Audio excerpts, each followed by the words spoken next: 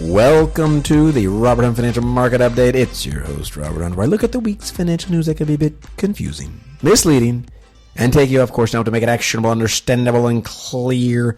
What a week, and therefore, what a show. Backed by popular demand, I've got a couple guests with me. I've got Fern Hunt, the short-haired miniature dachshund, who we're trying to teach about investing. It hadn't gone well. We're also trying to teach potty training simultaneously, so hopefully one of those concepts makes. And then I've also got Catherine Ann Hunt.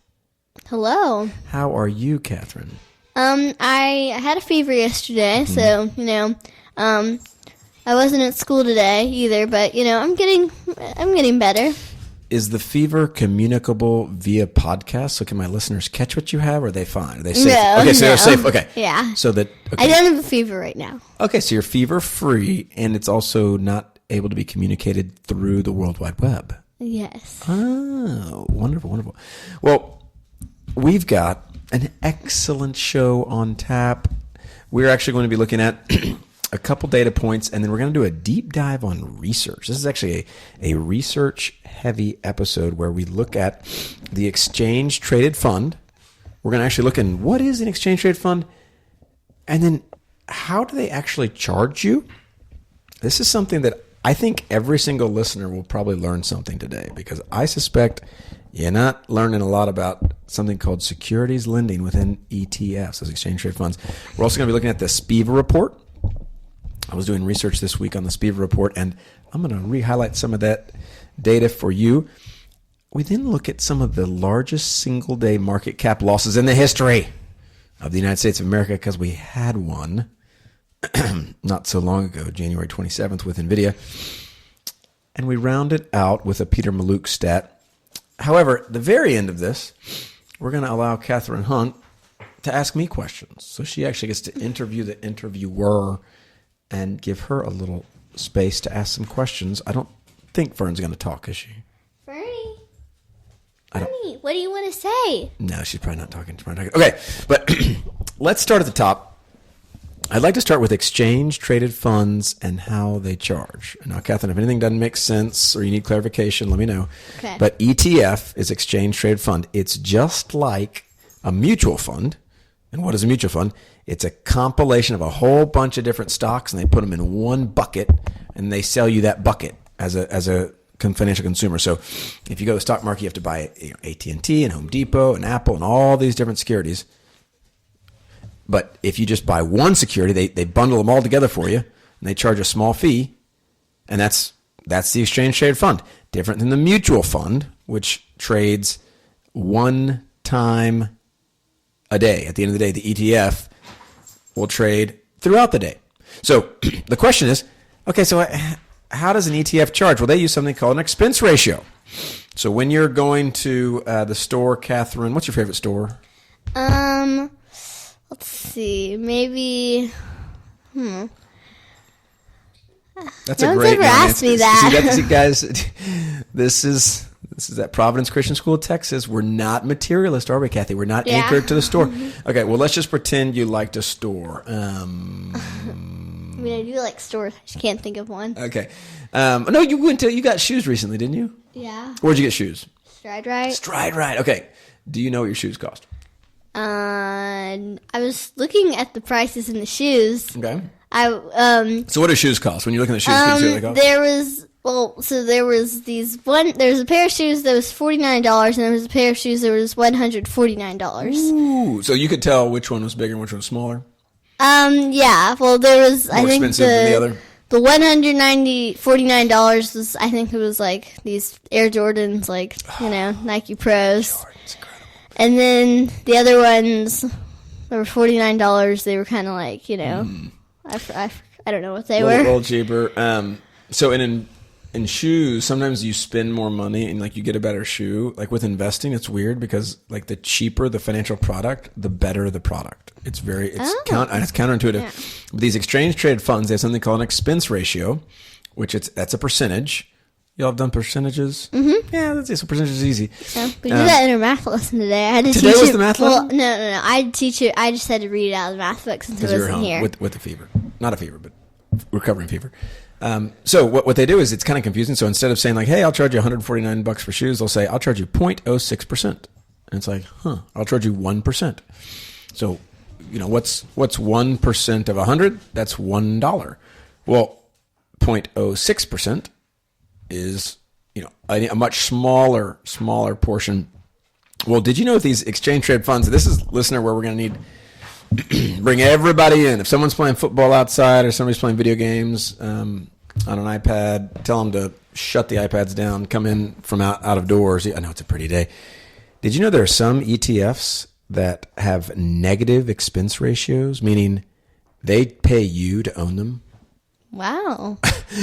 That means, Catherine, if you buy these ETFs, they pay you. Now, the Securities and Exchange Commission is like a police officer for investing.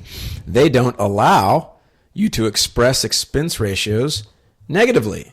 You're not allowed to remit this securities lending back at the fund level. So whenever, and it's Vanguard is the group that has these negative expense ratios, they're not allowed to advertise this because the SEC says, no, you only have to show your expense ratio free from securities lending. But there are these funds, and I was doing this analysis this week, that pay you to own them.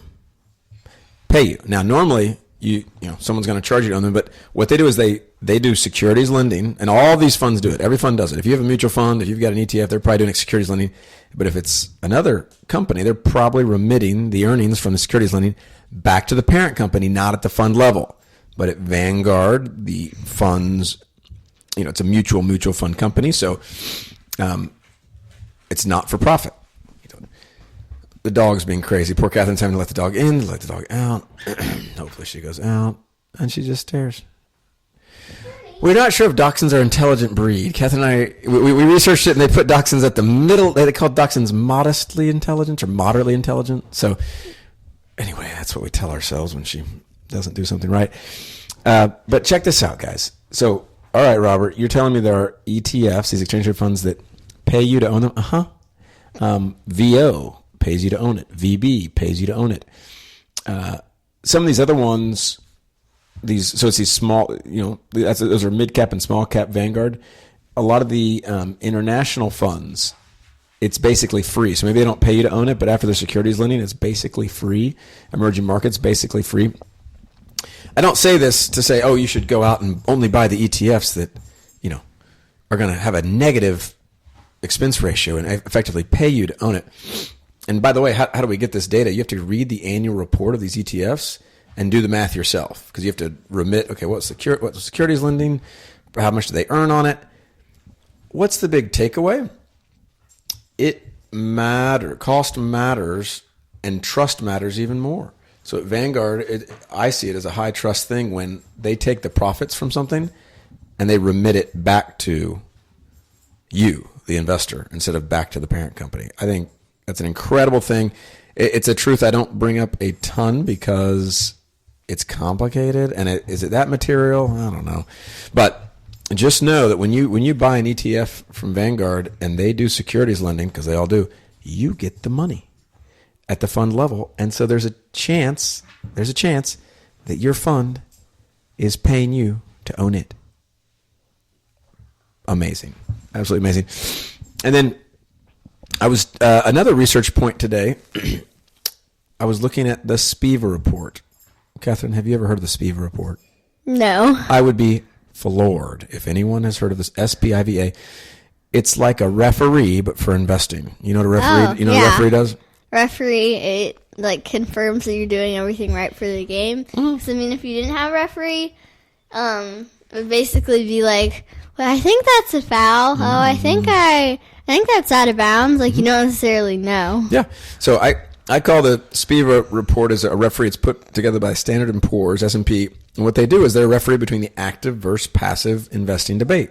They help folks know, hey, active funds, meaning those expensive funds where they're picking stocks, or passive, the low-cost index funds, which one does better over a long period of time. Because what happens, Catherine, is one group says, oh, no, we're better. The other group says, oh, no, we're better. Well, what does the data say? That's what we want to know. What does the data say? So I actually pulled it up for us. The SPIVA report, the latest from the SPIVA report, and the data is almost always the same, but this is year in 2023. Check this out. You might need to bring in the kids on this one too. Catherine, what if I told you that someone was going to lose the game they played 97% of the time? Are they very good at that game? No. Not great, right? Did you know that active funds, those funds that try to pick and buy low and sell high and be fancy and charge you a lot of money? This is the data. This is I'll put this in the show notes if you want to go look. Large cap core funds, active funds, over a 20-year period, 97% of those funds fail to beat the index. I'm going to say that again, just so everyone can hear that. 97% of all active funds that are large cap core trying to mirror the S&P 500 fail to beat the S&P 500. This is evidence that demands a verdict. It's also an indictment on the entire active managed fund industry. And yet, I see active management pitched all the time by very intelligent folks with lots of degrees from prestigious universities, including but not limited to Texas A&M. And you as an investor, and you, Catherine, as an investor, you got to advocate for yourself. You know how I sometimes say advocate for yourself? Yeah. Okay. Do you know that as an investor, if you don't advocate for yourself, you just go hat in hand to the bank or investment manager and say, hey, I've got money. I'm here to invest. What would you like me to do? Did you know they're going to recommend the 3% chance product, not the 97% chance product? No, I did not know that. Now that is bad, right? So what do you got to do? It's on this side of the Garden of Eden.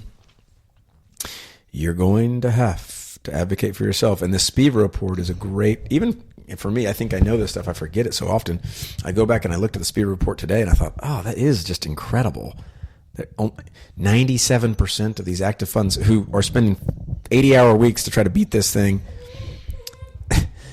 only 3% beat the index over a 20-year period, and statistically, usually that 3% is anomalous. So be willing to keep that investing simple, right? Those cost Low. and that time horizon Long. There you go. We need to get the when's the swag? When's the merch store open, Kath? I need to get the T-shirt. You got the water bottles. I got water bottles, but I need the tagline in my merch store to really get. Yeah, you really need those T-shirts. You need to start selling the Dachshund sweatshirts. Dachshund sweatshirts with the keep your costs Yes. low. Keep your dogs low and your costs low. Oh. Ooh. Miniature Dachshunds. Keep your Fern, how's that sound? You keep your costs low. You keep your dogs low. You keep your time horizon long. You keep your dogs long. That works too. Costs Oh low. yeah, for Dachshunds. And then Dachshunds are simple, modestly intelligent dogs. So investing is simple. I think it's pretty good, Fern. I actually think Dachshunds and index funds, I think they go well together. Let's see, Fern. Let's see if hold on. And now, Catherine, I was talking to someone on the phone today who had a great suggestion. They said, let Catherine ask you a question. So, Catherine, I'm listening. What questions do you have for me? When you were younger, did you want to be a financial advisor? Okay, that's a great question. So when I was real young, the genesis behind me being interested in investing in it was the late 90s. Do you remember the late 90s? No. Okay, you were not alive. The late 90s was a time of euphoria around investing and tech stocks. So something called the internet was just rolling out. Have you ever heard of the internet? Yes. The internet was a big deal for us. I remember at my elementary school, they rolled out these computers at Armstrong Elementary, and they said, dun, dun, dun, dun, it's here. We said, what is it? And the teachers didn't know. They said, it's the internet. So that was my school experience as a kid. Well, in the late 90s, Catherine, people got so excited about making money really quickly, and I became one of them, that I went to the Barnes & Noble across from North Park Mall, and if you walk to the right, there are all these books on getting rich quick. Oh. Now, what does the Bible say about getting rich quick? It doesn't really work. Yeah, it says, he who gathers little by little will prosper, but wealth gained hastily will dwindle. Well, I didn't think about that verse. I just thought about, I'm going to take all my earnings, and my mother, who's a listener, thank you, Mother, placed the trade for me on Internet America, which no longer exists, but I put all my YMCA ref money into it, zeroed it out. But even, I was about 13 or 14, and that got me interested in it because I thought, I better figure out how to do this right. For some reason, I wanted to know what I really wanted to be. I wanted to run an NFL team, but that dream died pretty quick. Let me tell you. And even if you offered me to run an NFL team, Catherine, I would rather do this. What NFL team would you want to run? Okay, that's a great question. I've always had kind of a, I don't know if this is, I was not expecting this question, listener, so I just want you to know this is not easy. I've always thought it would have been fun to run like the Raiders or something, just be kind of like the bad guy of the NFL, like the Las Vegas Raiders coming back. I thought it'd kind of be fun to like be them. I'd say the Chiefs, but like people already do that we like, and we don't want to take the team. But the Raiders would be fun to kind of just. I think their merchandise would be cool. This is on the cuff, but yeah, that's how I got into it. Is I decided, hey, I lost all this money really quick. I think it makes sense that I should learn how to do this, and so that's why I did. Oh, okay. Yeah. Thanks for asking. You're welcome. You should have a podcast where you interview financial advisors. Yeah, that would be fun. You've got a future. Okay, and then two more data points. Largest single day market cap losses. There's a company called NVIDIA, Catherine, that on January 27th lost $589 billion in market cap. And I saw this reference. That's like 6 different Enron bankruptcies. So I highlight this to say, if you don't diversify, meaning if you just buy one stock, Catherine, you don't buy like the index fund, it really exposes you to big swings. And maybe you can handle, maybe you can't. But $589 billion is a really big swing. And so I think it makes stock picking really hard. Another interesting stat that kind of mirrors the verse we just referenced. Peter Maluk on the X platform says this: 98% of Warren Buffett's current net worth of $146 billion came after he turned 65. I'm going to say that again. 98% of Warren Buffett's current net worth of $146 billion came after he turned 65. So it's okay to move slow and steady. Like slow and steady wins the race. You heard that? Like the tortoise and the hare? Yeah. Are there any books you've read at school where it highlights that slow and steady wins the race? Top 35, great books, or anything that you remember, slow and steady? I mean, I'm trying to think, except I can't think of. I mean, it's Reading Rally right now. I'm saying, so I don't want to. Are you reading Rally on? Well, as you're reading, be thinking of stories that highlight that, because ultimately, I just think that's true. So kind of a summation of today's episode, Catherine, is that expenses matter on these funds. Some funds are so favorable to investors, like at Vanguard, these Vanguard ETFs, they pay you to own them. Right? That's crazy. Mm-hmm. The Spiva reports, the Referree, they highlight active versus passive, and it shows that, passive is way better. 97% of the time it wins, basically. That's pretty cool. Peter Maluk says, hey, take your time. And then these big losses, that NVIDIA loss is huge. And it's a good reminder that what's most important in investing? What do we need to focus on? We need to keep our costs low. Keep our investing simple. Keep our time horizon long. Clap, clap. Until next week.